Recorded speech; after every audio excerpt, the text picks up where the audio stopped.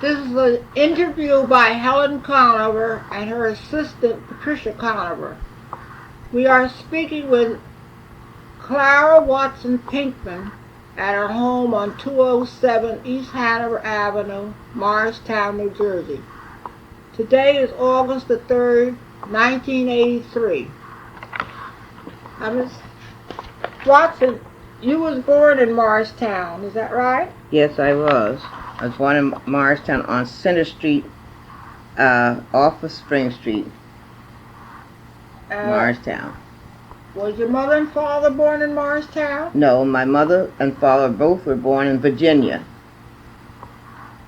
But you also had several brothers and sisters born in Morristown. All of the family of children were born in Morristown. There were 7 children, all born in Morristown. What were some of their names? The oldest son was Nathaniel, better known as Nat. I believe he was a mailman at one time? Yes, he was. He was one of the earlier black mailmen in Morristown.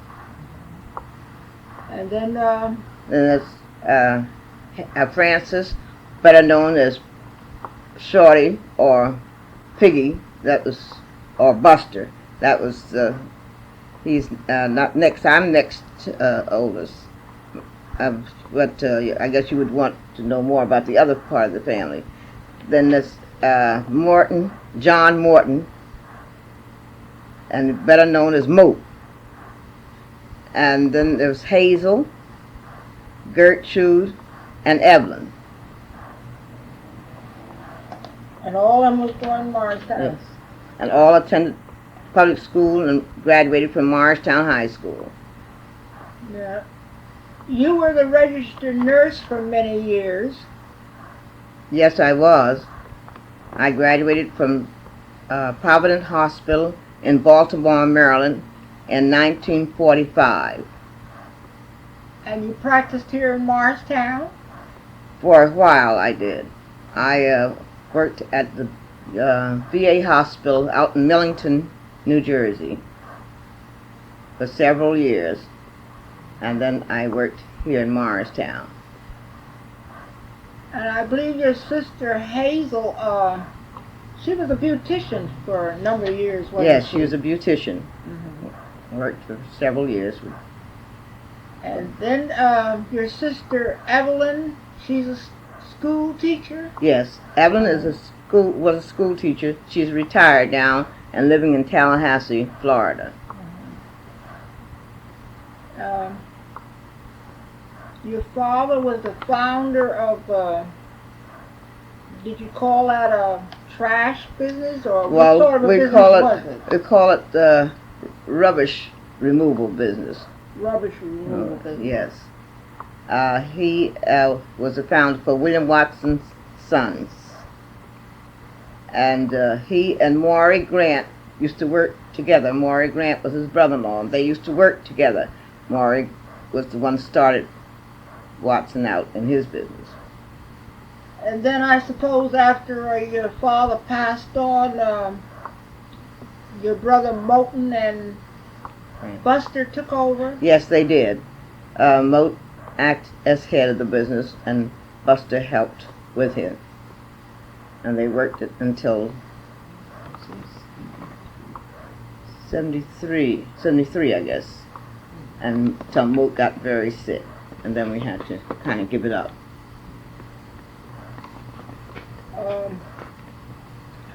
How do you perceive your school day back then? Well, we would have to go to school. That was one of the foremost things in every person's mind, that you was going to get an education regardless. And that was what we grew up to do. And we appreciated the fact that we would be going to school every day, missing no days whatsoever. And our intentions and our parents' intentions were that we go to school and graduate and do better than they had done in their day. Did your father build this house here, Clara? Yes, my father had this house built from the ground. Persons known, Ferdinand Gregory was the contractor, along with Bucky Harris and his son. The carpentry work was done by the Harrises, the mason work was done by the Gregorys, and the electrical work was done by Mr. Mobley. They were all black contractors. All black contractors. Mm-hmm. And the plumbing was done by Mr. Steele and Mr. Carter. Howard Steele's father. Uh-huh. You lived elsewhere in Morristown before this? Yes, we lived. Yes, we lived on when we first lived. We lived in Center Street, where I was born, number 5 Center Street, and from there we moved as the family grew. We moved into a larger home on Spring Street, and we lived on 47 Spring Street for years until we moved up here in 1931.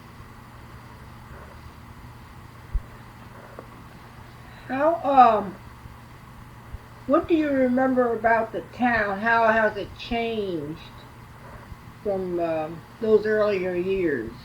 Well, many changes have taken place, some good and some bad. But on a whole, I think the good outpowered the others. Do you remember the old trolley car that used to run in Morristown? Yes, I do. I remember it very, very well. That was one of our little picnics that we used to have what would I say, like, if we were good, we got a ride on the trolley car, and the trolley car would take you up to Greystone Park. That was quite a distance then, and we thought really we had been out of state because we didn't know no better, but it was a real treat. How did the Depression affect you? Well, at the time of the Depression, I had just finished school and finished working in Montclair. After I graduated from Morristown High School, I worked in Montclair in a real estate office, and I could commute from Morristown to Montclair every day. And I did that for 3 years until my mother became very ill and I had to come home. And of course the Depression was quite upsetting. I worked for a while in private family, and then I worked in playground. But later, before I did that, I went to Picatinny and worked in Picatinny during the war and then playground. What church are you affiliated with, Swatson? I'm affiliated with the Union Baptist Church of Morristown, Spring Street, Morristown. Reverend Charles Marks is the pastor. What clubs and boards? I am a charter member. I might say I'm a charter member of the Union Baptist Church. I remember when the ground was first broken to build the first church of Union Baptist. Do you belong to different clubs and organizations within the church now? Yes, I do. I still belong to the missionaries. I belong to the Willing Workers, Pastors' Aid, I'm an honorary member of the Ushers, and I think that it's here. You also were affiliated with the American Legion Auxiliary as a past president. Is that correct? Yes, that's right. Mm-hmm. I am a past president of the Morris County American Legion. I was president in 75, 76, and I was the first black president in the county of Morris. I was very proud to be able to hold that seat, and I tried to do my best while in the capacity. Do you remember Madison Avenue back in those days? Yes, I do. I remember it quite vividly. And it was quite a place to behold, with all the beautiful estates and all the, well, glory that went with all those buildings. But I think if the people would see it now, they'd turn over in their graves because it's so different than what it was then.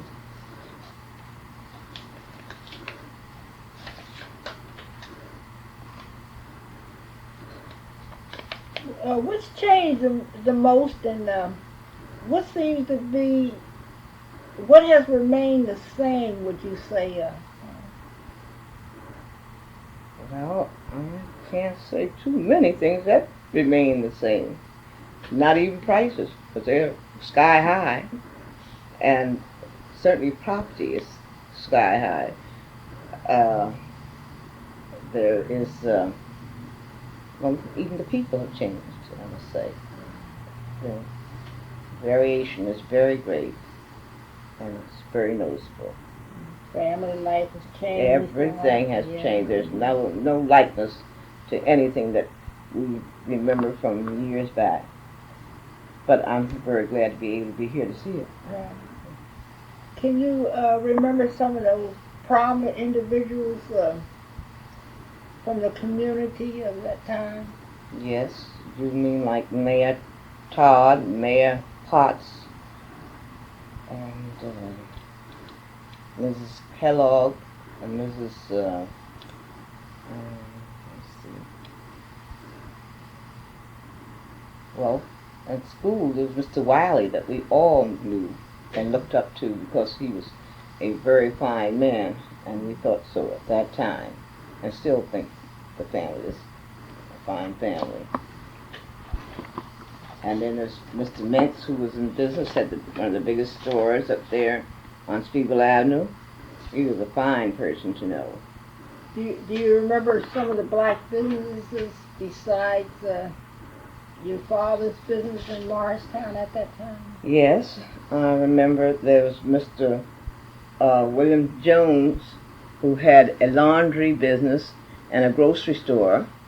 His grocery store is up on Spring Street in the Mercantile Building, and his laundry is over at his home on George Street, George and Row.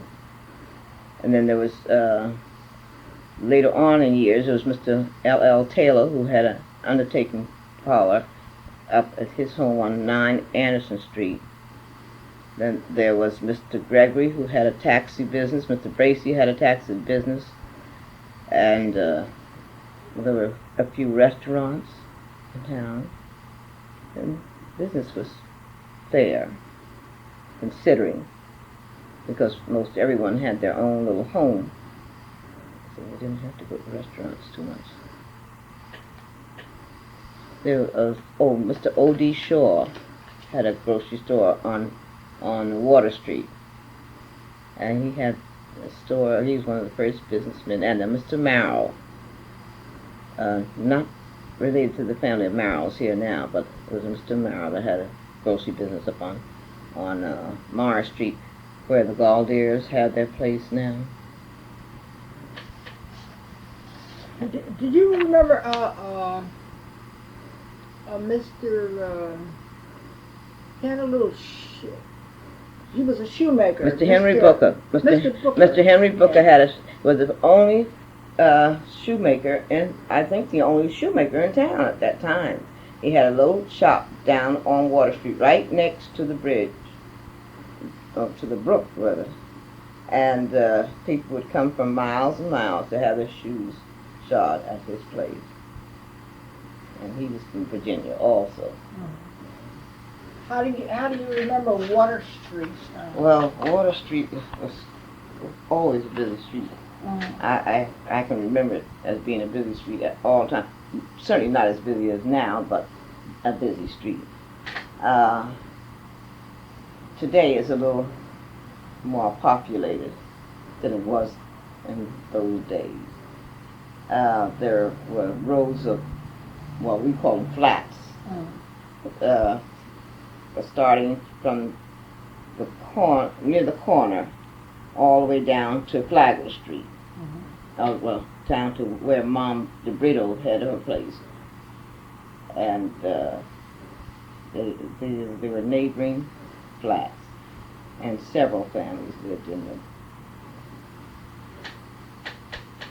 Then across the street, there used to be on the opposite side. There always was a little business there. And, I can remember when Clarence Gregory had his grocery store there on Water Street, and when Evelyn Brown had her beauty parlor, and Mrs.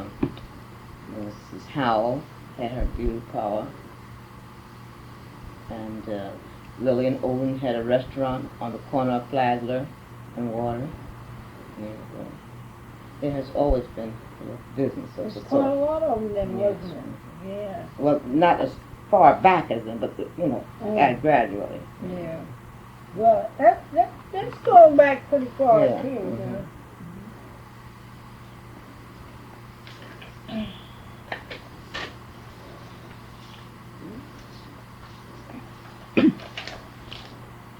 And during the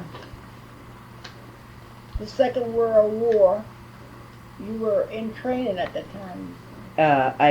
I went in training in '42.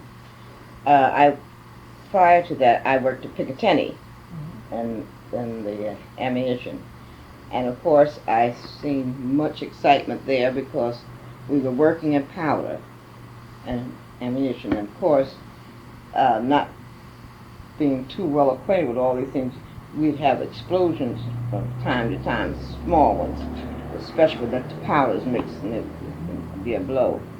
So I said to myself, if I'm going to have to go through this sort of thing, I should prepare myself for something greater.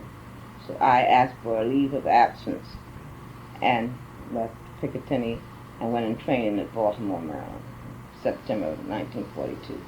My brother and I left the same day. Nat went in Army the same day that I did. He went to Langley Field, and I went to Baltimore. Oh, your brother Nat was In the service, yeah. he was in the service. Oh, yeah. Mm-hmm. Your husband was in service, too. Yeah. Well, he and Nat I think, we kind of knew each other, I think. Oh, they were? Yeah. And where did you say he was in Langley service? Field. And where was that located at? I think Virginia. Virginia. Mm-hmm.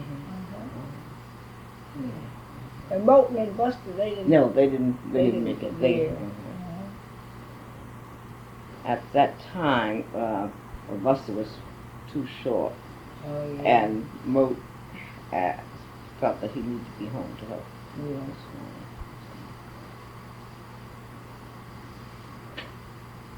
But that shortly after that, Buster went in college, and he graduated from Union University in Virginia, Richmond, Virginia.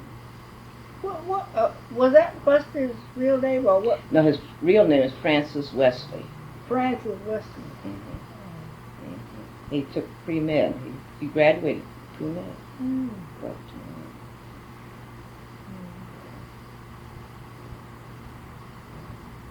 Did you do you remember Estelle Walker? yes, I do. Stell Hinkins Walker. Stell Walker Hinkins. Yes, she was one of the very, very devout workers here in Morristown. She was connected with all sort of civic welfares, and she had much to do with the Phyllis Wheatley Community Club that was we had up on Spring Street, which was made up of a group of women who were fostering plans for better livelihood amongst our people. And she and Mrs. John Early, Mrs. Margaret Early, worked together along with Mrs. Fenton Hamilton and putting over programs. And we used to have a social worker here by the name of, let's see, her name was White. But, There was a Mrs.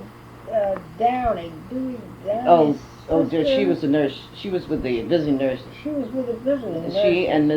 She and Grace Robinson from Madison. We all three worked together after that was that after that was after the war, wasn't it? After the war. And 34. 34, I think it was.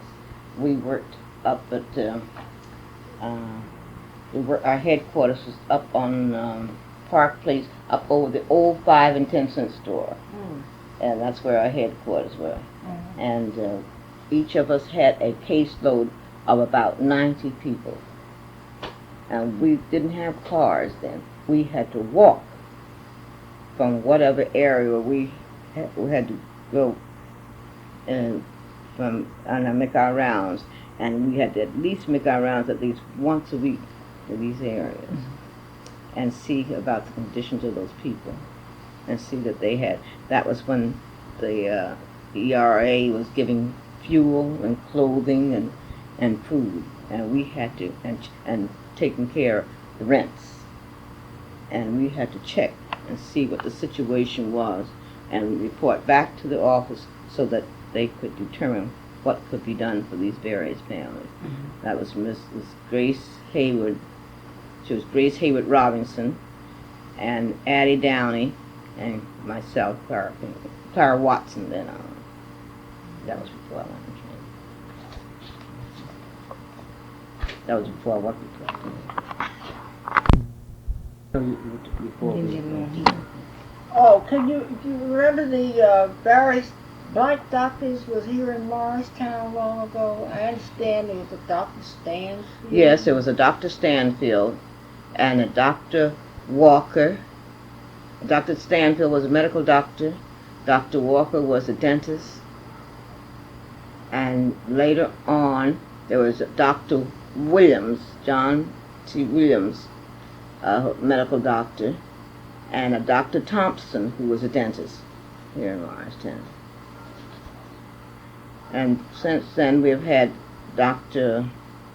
Scott, Dr. Kelly, medical doctors, and Dr. Lassiter now, our present doctor. Did you know Dr. Braddock? Dr. Braddock, don't let me forget Dr. Braddock. Dr. Braddock was at the same time that Dr. Wetmore and Dr. Braddock worked together. There was also, let's see, you know about Dr. Lassiter, the dentist, and His brother. well, he's a brother to Dr. Lassiter, the medical doctor. And where were some of those former doctors located at? well, Dr. Stanfield and Dr. Walker were located on Water Street at the area right, which would be about where the project is now. The last set of houses in the project on the Beverly apartments. Then the next area was on the corner of Cole Avenue and Water Street. And later, Dr. Williams had his business up on Spreeville Avenue, right where, up above where the Social Security offices are now. And Dr. Wetmore and Braddock, when they first started out, were up on Spreeville Avenue, up over the Mint's clothing store. And then Dr. Braddock later went to Sussex Avenue, and Dr. Wetmore went to Washington Street. Where did Sue ever go? Do you know? Little Sue? Yeah. Little Sue is in New York. She is retiring this year. She is teaching. She's been teaching in New York, and she's retiring this year. And did you ever keep track of Dr. Scott's son? Dr. Scott's son is now a head of dramatics at Rutgers College in New Brunswick.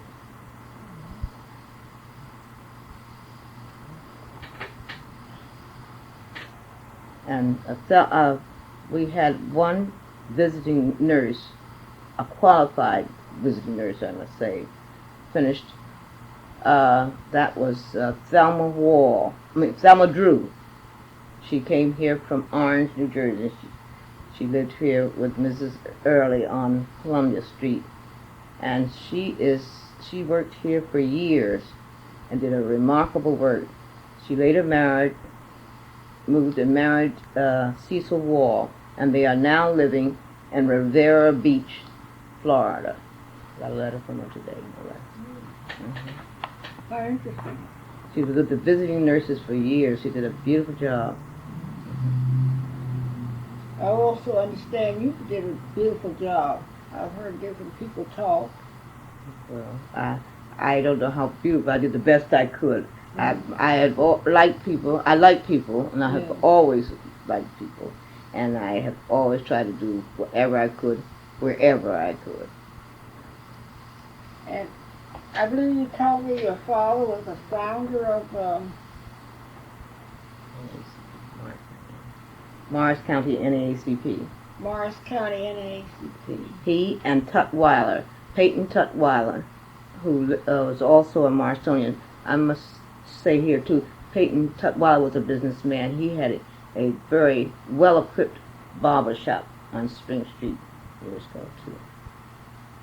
And before I forget, Mr. Ed Granby also had a barber shop on Water Street, and they all worked very well together.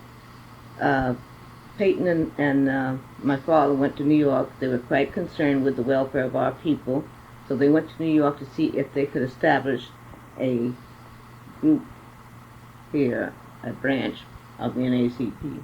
And in October 1931, it was started. And we had over 50-some members who became charter members, and I happened to be one of the charter members. I was first secretary for it, and remained so until I went in training. Mm-hmm. You lived a very active life. Well, I kept kind of busy. I enjoyed doing it.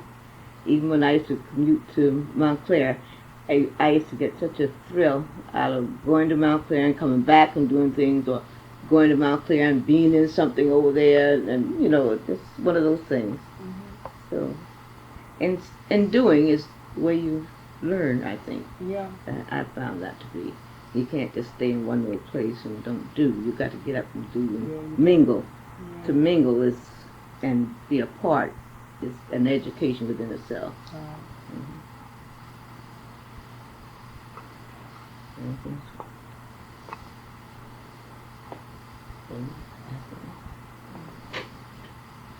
Do you remember Dave Johnson, who used to have a second-hand store in Morristown? Yes.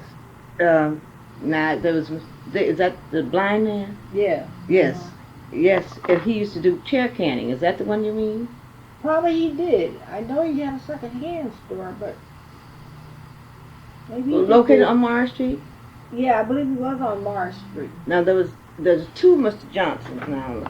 I hope I can get it. This one Mr. Johnson, the blind one. Yes, he had a little shop on Morris Street. Mm-hmm. It was located just about where the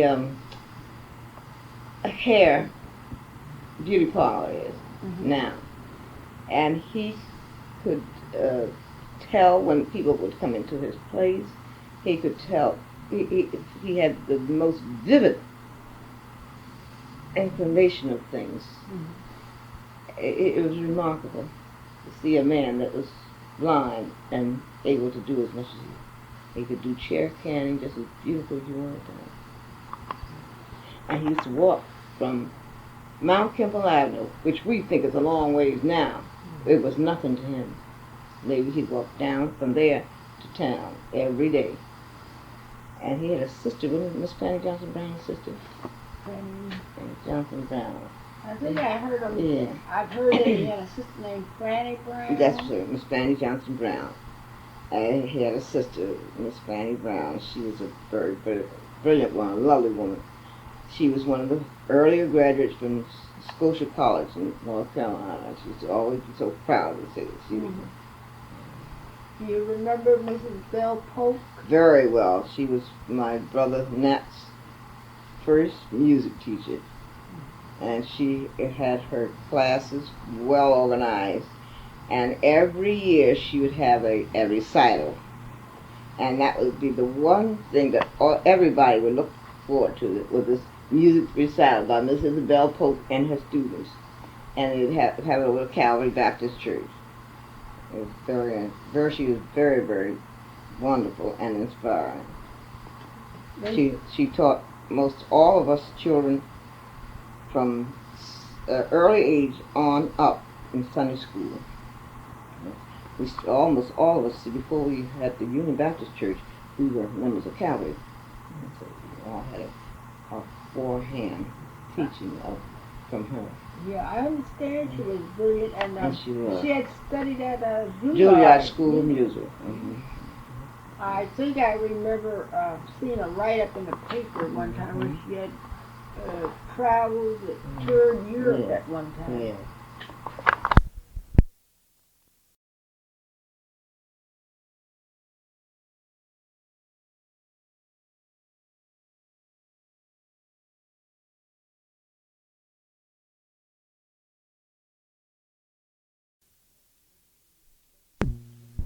Miss Pope lived to be in her 90s, and she was a remarkable person.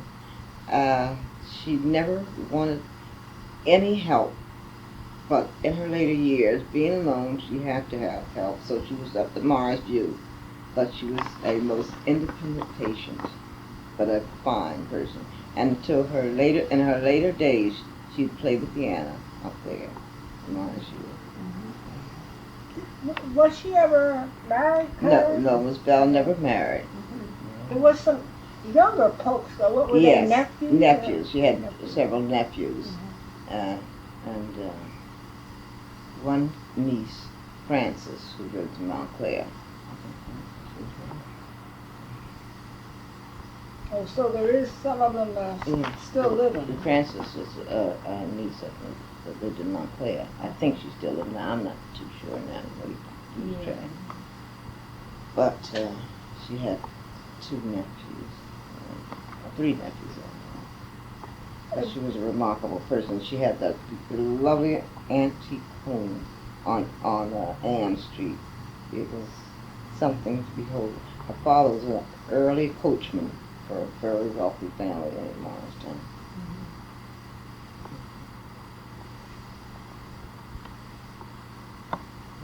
About some of the ministers. Yeah, what ministers do you remember back then? I remember Reverend George Mars, who was early minister over Calvary Baptist Church.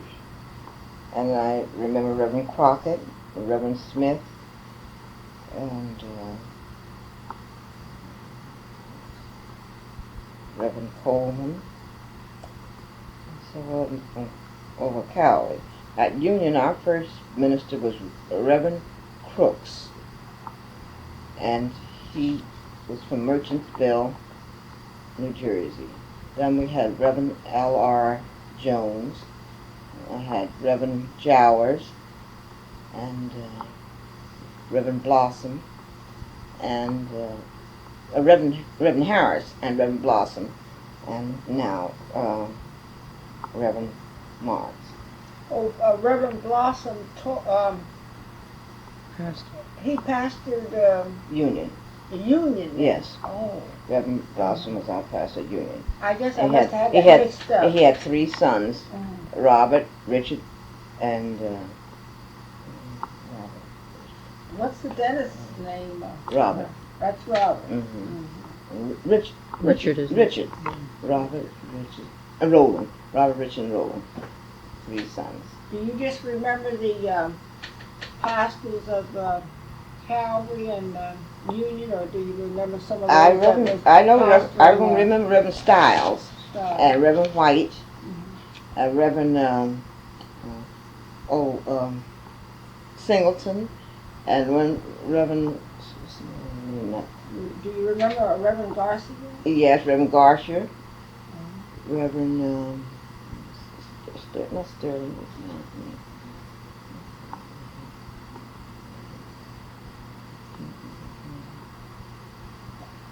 Well, Reverend Williams, and of course now Reverend Crawford.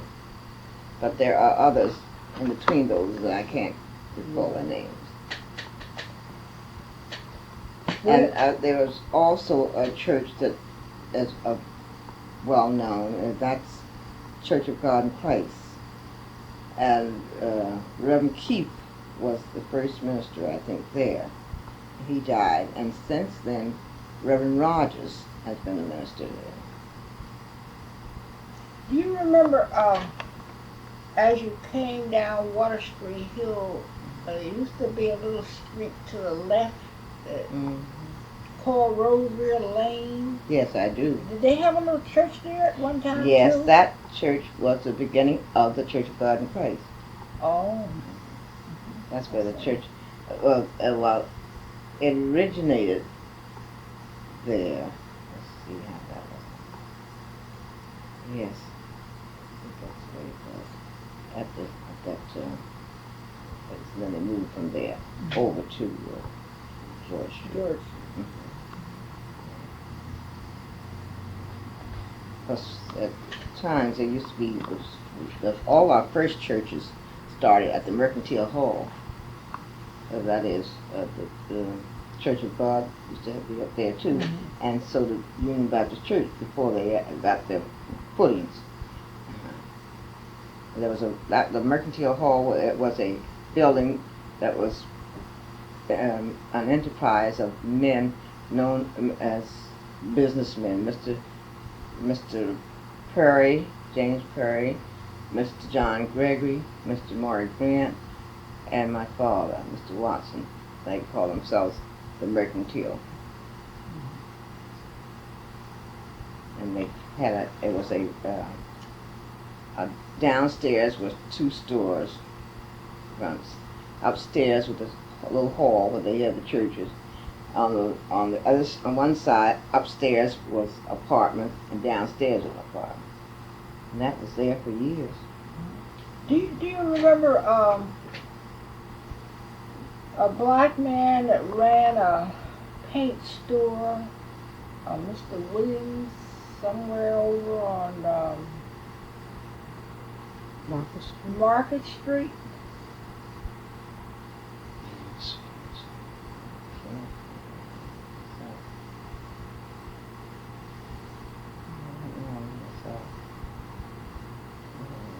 It could be, but you see, I had no reason to have to go over that way. Yeah, I know you can't remember everything. Yeah. Can you describe your typical school day, your teachers, Well, curriculum? Well, one thing about it was that there was no conveyance to and from school other than walking. And regardless as to what the distance, you walked. What the weather was, you walked. And whether or not you got there, there were days when you couldn't see from one side of the street to the other for the snowbanks. But that didn't make any difference. You went to school. And you accomplished something. I suppose you and the rest of your brothers and sisters all went to a Maple Avenue school too. Yes, we went to Maple Avenue School. That's where our starting point was. Maple Avenue School.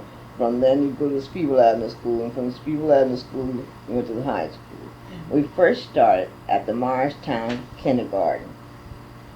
There was a kindergarten. Oh, tell me about that. Where was that located? There was a kindergarten, and the teachers were Miss Griffin and Miss, I forget. One teacher I remember distinctly was Miss Griffin. The school was up over where Bamberger's is now. There was a stairwell in between there. There used to be a store downstairs underneath it called S.B. Carson's clothing store. And upstairs, went up the stairs. Upstairs on the second floor was this large room, which was the kindergarten. And that's where the children used to go to start before they went to school. That's something I can almost think of. What was his name? Do you remember an old hotel being along there, somewhere where Bamberger's is now? There was an old hotel where, right where the American National Bank in that area, in that area. There was a Do you know Morristown. do you know what that was named?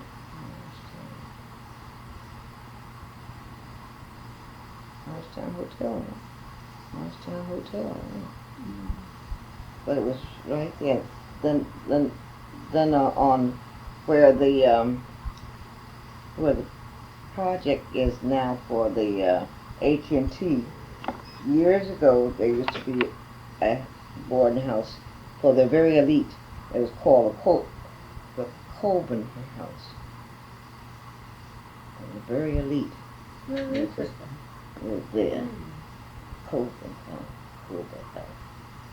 Colburn. That's what Colburn House. That was where Right there. Yeah, look, I can see it now. It's just that right there. Anyway, we used to go there when we were kids and watch which way. you remember the water fountain used to Yes, I do. With the horses were on this side and the people drank on the opposite side. Yeah. Very well. Yeah. So those were we call those the very good old days. And then I can remember when they had band concerts every Friday night. We looked forward to the band concerts. And then they had the Morristown band made up of majority of Italians from down, and Mr. Nicholas Petrozio was the head of. And we used to look forward to the band concerts every Friday night. Well, this home here, you say your father built it from the ground, but you also owned several other places, didn't you? We owned the house where we came, down Spring Street. We owned that house that we lived in. Then my father had a house built next to it. Then he had one built in the back. It was three of them, wasn't it? Three houses. I thought I remembered something and like that. They still stand. Yeah. The houses are still standing. What is AT&T? Well, AT&T. Did they buy it? No, they didn't buy it. Unfortunately, no one came forth. I wish they had, because I could have been in the money by now. But they didn't. They didn't come forth for my property. Oh, I just see that, there being yes. But a private enterprise for it. A lawyer. Kenneth bought it. But I wish AT&T had bought it and gave me the price that they were offering all these other people, but they didn't. You could have got just three, about anything for it. Yes, but they didn't offer and they didn't come for it. So I had to take what I could get so that I wouldn't lose it. So. Right. Evidently your father was a man of foresight. Yes, he was. He always looked far ahead. He had ideas of trying to have something for his children. Wonderful within itself. Because since then I bought the lots next here for the gasoline station, and that's 3 lots. So I had the gasoline station for it. This is your that's next door to you too. Oh, I see. See, I bought that while I was in training. Well, the same while I was telling about when business in the fall. I mean, went to see about the NACP. He had said if ever he made his mind to sell a property, he'd give his first option. Give me first option. So, who was that now? Peyton Tutwiler. Peyton Tutwiler. His name is Tutwiler. Peyton Tutwiler. So then the filling station rents from you? They rent from me, but they don't really rent from us. You see, at the time that was in 1950 something, I built it. There was no traffic up here then. There wasn't, the streets were about as wide as, the road was no more than wide as, for a 2-car, this one car that way, it wasn't and they governed the amount of money that they would be allotting you in accordance to the number of cars that might be passing, that they might get the business from, you see, because it was gasoline stations weren't that well established then. So that's where they based it. And of course, not knowing, and see, I had a lawyer, but the lawyer didn't work in my favor. Yeah, I understand. He worked at that 88-year lease. 88 years. Where I been 88 years? Forget I ever was born. Yeah, they have so many little technicalities. Yes, and see, there's nothing you can do about it. So I just have to go on like that. Well, you still did wonderful. Well, what I did, I kept protesting the fact, as things began to expand, I let them know that there was no way I could carry on with the property like that at what they were giving me. They'd have to either do one thing or the other. Give me enough money to pay. Oh, what has been your affiliation with Neighborhood House? My affiliation with Neighborhood House dates back to years. I worked with Neighborhood House through Mrs. Early and Mrs. Estelle Walker, Hinkins Walker. Yeah, well, what is Walker Hinkins, I think. But I used to go every week and help out in various things. And then the Pearsons were there in charge then. And I used to help with the children and things, whatever it was. That was before Mrs. Meade. Oh, years and years before Miss Meade. Yes, yes. And I was there before they built this new home, the whole new structure. I was there when they had the little gray houses, the annex, what they call the annex. I worked with them then. Then we used to have all our activity in that room. And then, you know, that area where that picture is in the You mean in the reception hall? yeah? That used to be like a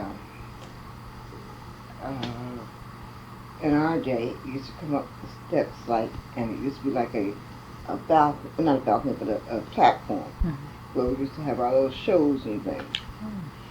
And I can remember distinctly having fashion shows and being in various things, and then in a play called Bluebird of Happiness, and Mrs. Early was in charge of that. And we just, activity was great then. And it has been always great in Neighborhood House. As I remember. You're also on the board there, aren't you? Yes, I'm on the board. I've been on the board for several years now. But I date back to when Millie, you know Millie that Chirancione, you know Millie that lives on Sixth Avenue? Millie. Yeah, Millie was there then. And let's see who else. It was very few because most of the Miss Tucker, there was a Miss Tucker that lived up on Clinton Street. She passed. But I date back. Well, you know. And then I used to work in the playground. I had charge of the playground down in Corwell. In 34.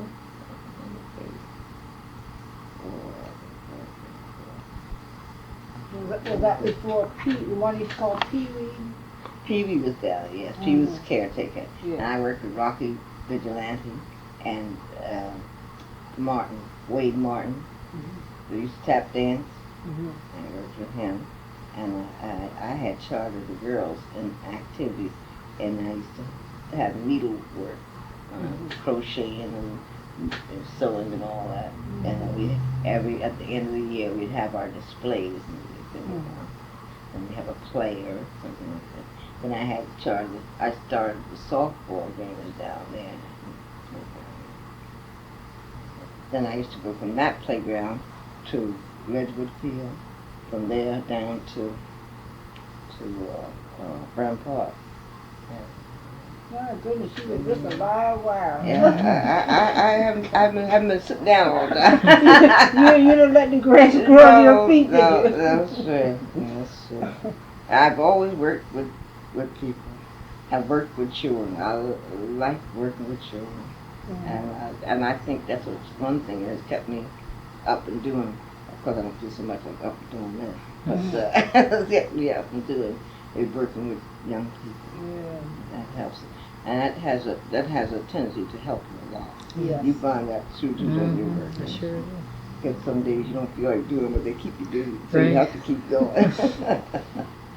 And you learn a lot. You learn a lot from children. And I worked human resources. I used to work with the Head Start program. Oh, you did? Yeah, I used to be the nurse for the Head Start program. And I was with them for 3 summers. Oh, yeah. That was more recent, or? Yes, that was, yeah. Well, just before Mr. Bonner closed down. And